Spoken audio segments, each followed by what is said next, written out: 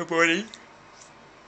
Hey, it's July 24th, and this is my day. My name is Jack Jason, and I'm home at my parents' house.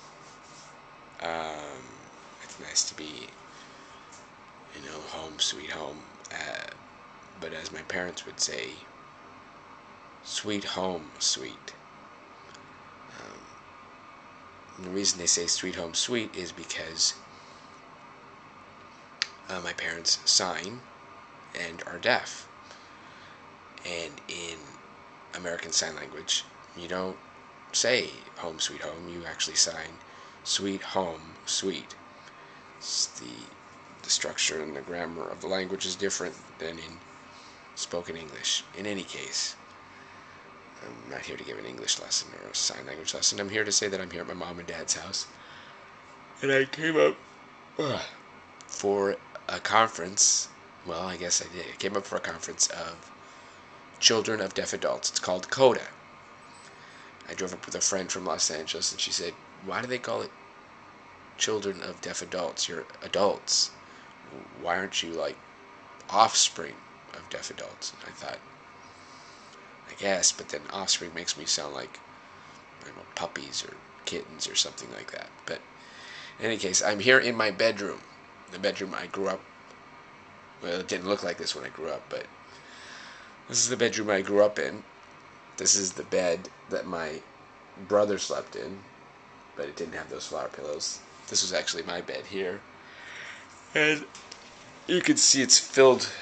Being that my parents are deaf, they saved everything visual.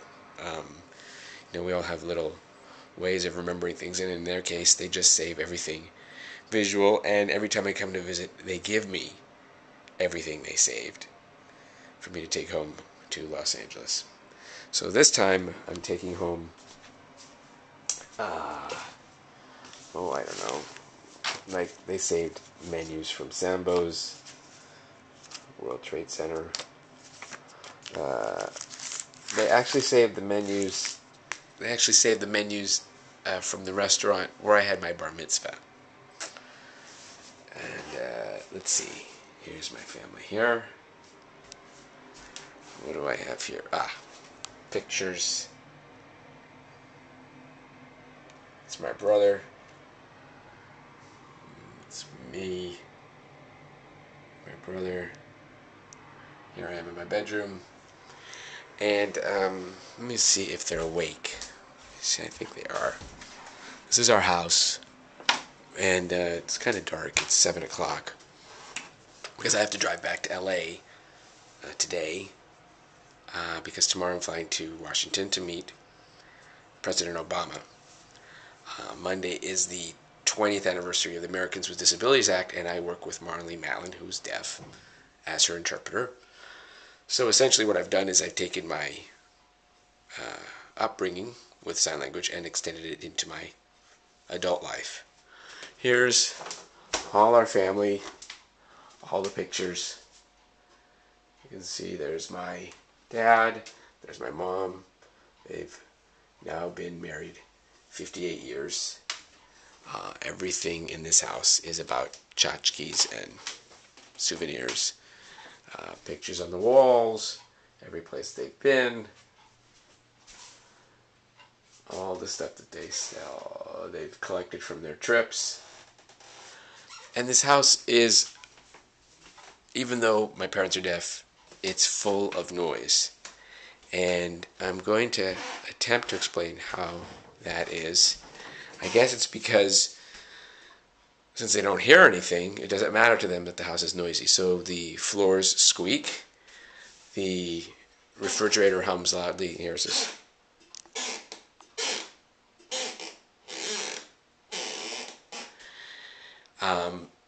And they have clocks that chime.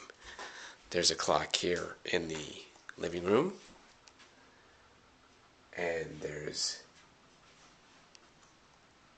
What are all these noises? Maybe it's me. Maybe it's because I'm aware of noises. Because growing up, I had to be aware of the noise in the house because then I had to tell them what was going on. And, I mean, listen, when you're 6 years old, you interpret, you do what you do. You pass along the words of the hearing world to them so they understand what's going on in their deaf world. Once my mom was having a Mary Kay Cosmetics party, and I had to be the one responsible to interpret for it, thinking that the Mary Kay Cosmetics woman wouldn't know how to sign. Actually, it took place right here in this dining room. So I was there at the table, fully prepared to sign, but the Mary Kay Cosmetics woman came prepared, being that she was hearing and wanted to sell her product. So she came and she was, I'm from Mary Kay. She fingerspelled. That's like saying I am FROMMA. That's how she talked to them.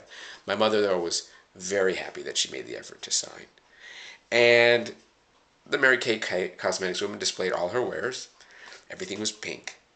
Pink lipstick, pink hairspray, and it all led up to one very expensive product, a pink night cream in a little pink jar. And all the women were trying it. All my mom's friends who were deaf were trying it.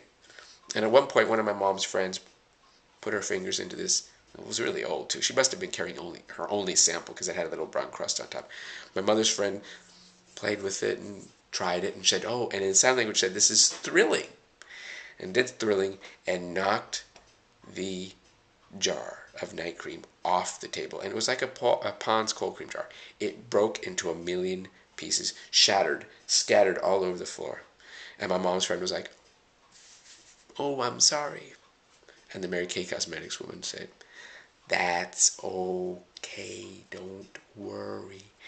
And as she was leaning down here by the table to pick up the pieces, and as her mouth went past the table lip so that nobody could see what she was saying because they were all deaf, they might have read her lips, she said, that's okay, don't worry. And as she leans down, she's like, God damn it, shit! And she started looking for every little piece. God damn it, piece of shit! Comes back up, and that's okay, don't worry. And looks to all the women, of course, who can't hear her. And as she turns, she finally comes across me and my brother who were sitting at the table. She thought we were deaf, except we were looking at her like this. And you could see the color in her face just drain out. Of course, because we heard her. We were like 9, and my brother was 7. She came up afterwards and she said, don't tell your mom and dad I said a boo-boo word. And we're like, pay up, bitch. It's pretty typical of what... See, there we go. Why do deaf people have clocks that do this? That chime? I don't know. I tried to sleep last night. I couldn't. Every 15 minutes, that clock chimed and that clock chimed. I'll catch you in a few with Mom and Dad.